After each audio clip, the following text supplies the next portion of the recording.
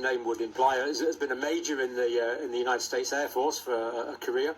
Also an engineer, mathematician, and data scientist and analyst, so in a good position to do this work. Now, what on earth are we looking at here, Tom, please?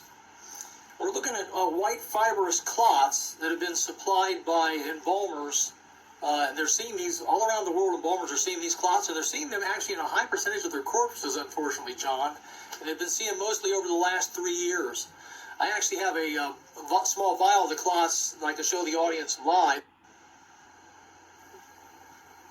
I'll turn it slowly around so people can see the consistency. Yeah, you can see that really clearly. And what are they, and where did you get them, Tom? Got these from embalmer Richard Hirschman, who was featured in the Died Suddenly movie. Richard's been sending vials of these out to laboratories and scientists all over the world who are trying to examine the clots and figure out what they're made of.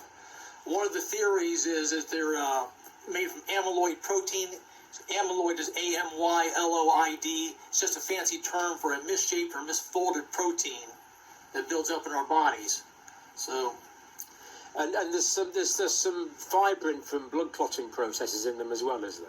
Correct. Dr. Ryan Cole has looked at them, the famous pathologist from Idaho, and he says it's a combination of the amyloid protein, fibrin. Our blood has fibrinogen in it that is in liquid form that then converts into fibrin when there's damage done to the lining of the veins or arteries, and that fibrin is white. And then there's also, he's found platelets in there too, and they're colorless.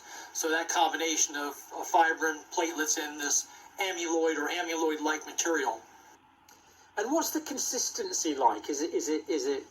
Can you pull it apart? Is it rubbery?